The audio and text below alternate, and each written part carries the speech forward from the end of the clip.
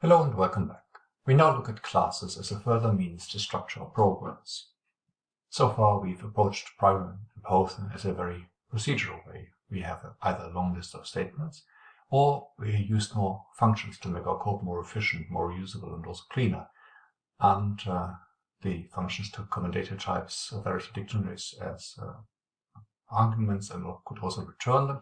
So this already goes a long way of cleaning up our code and making it reusable.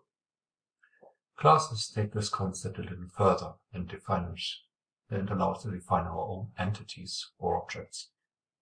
There we need to distinguish between the class itself, that describes how this object looks like and which information it stores and so on, and as an instance of this class. More informally, for example, we can understand the class as a construction plan, and then an instance is a class of something that is built, created, following this construction plan. So let's start with a very simple class called dog, which we look at below, and say it can just bark. So this is, again, maybe not the most useful class, but it allows us to see the most general structure. In general, the setup of a class is we use the keyword class to define that this is a class and then give it a class name.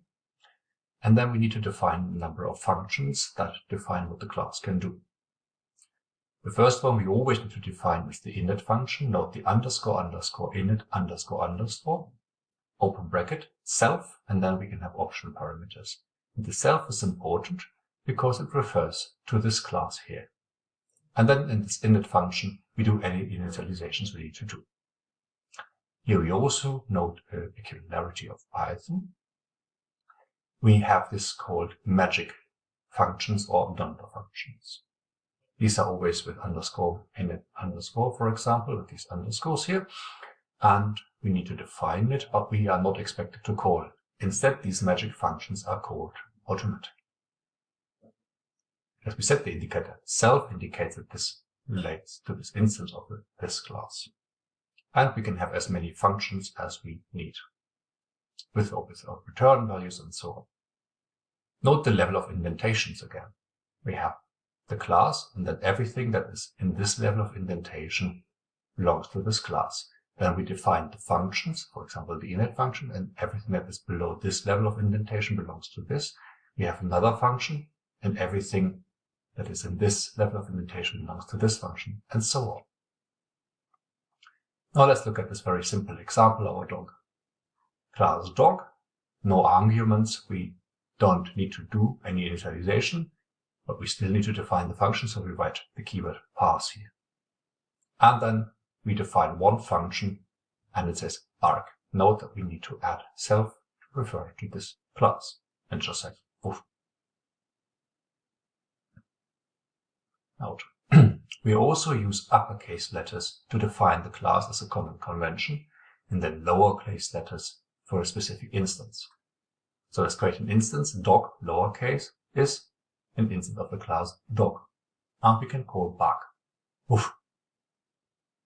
Not the most exciting dog. Now let's add some variables. For example, the name, the fur color, and whether or not it's clean. Maybe it's in plain in the mud. Now we need to actually do something in the initialization, and we use self.name. This is then the local variable within the class, and we indicate this with the keyword self. Self.name is the argument we give it. Self.furColor is fur color, and self.clean is, and we have the same function. Woof. Now we added a few variables, and we notice that here we have a default argument, so it's a clean dog to start with. Remember that everything associated with the class needs to be with the self keyword. One word on public and private variables. Some programming languages distinguish between those. Public variables are those that are accessible outside the class, and private that are only accessible within the class. In Python, all variables are public. So all variables that are part of the class are public, so we cannot prevent anyone from messing with them or accessing them or changing their values. So for example, we could have an instance of the class, call it Rocky Dog, and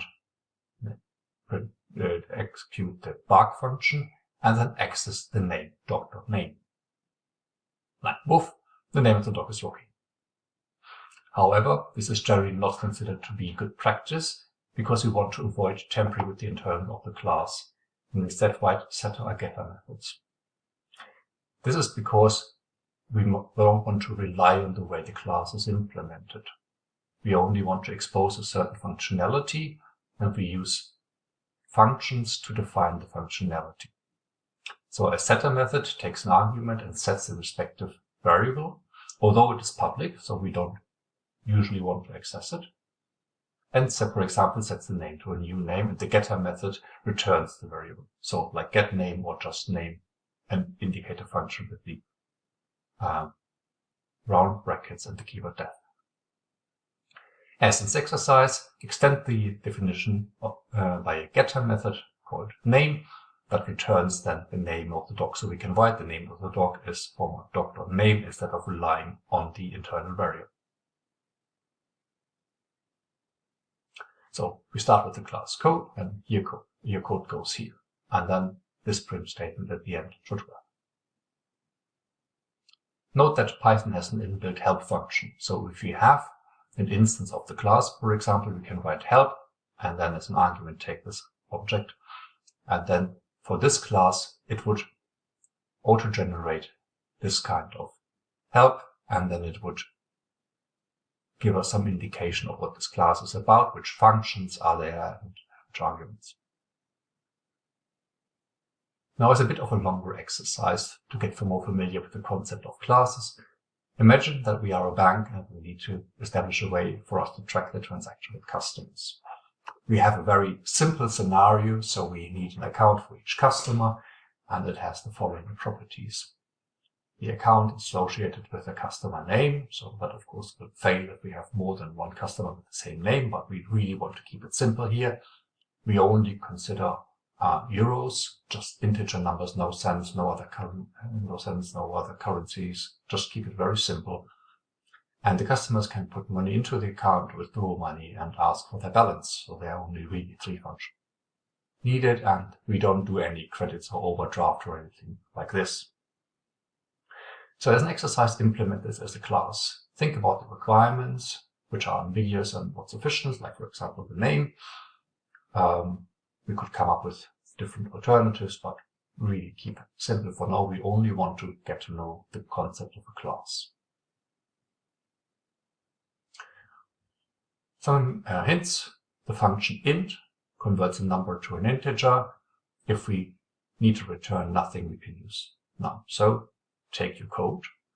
And then it's important to also think about how people could use your class. Because remember, at the end, when we define a class, we want to use it or other people want to use it. So test your account and also come up with some ways of dealing with unexpected behavior. We do a very simple one just with print statements for now. So if you encounter an unexpected input, for example, just write something like, oh, this should not work. So once you've written a class called account, create an instance for customer Smith and write out the name and the current balance, maybe have the deposit, check that it's a useful deposit. Again, keep it simple, like you could, for example, convert the 10 to the number, but really here, just give an error message to keep it simple. Do the same with withdrawals and see how this works. As a note, in our implementation so far, we've resorted to a rather crude error handling by just doing print statement. That's already quite good, as we test for unexpected behavior and we give an indication something is going wrong and what's going wrong. Later we will focus on how we do error handling in a more professional way. This is called exception handling, but for now we keep it simple.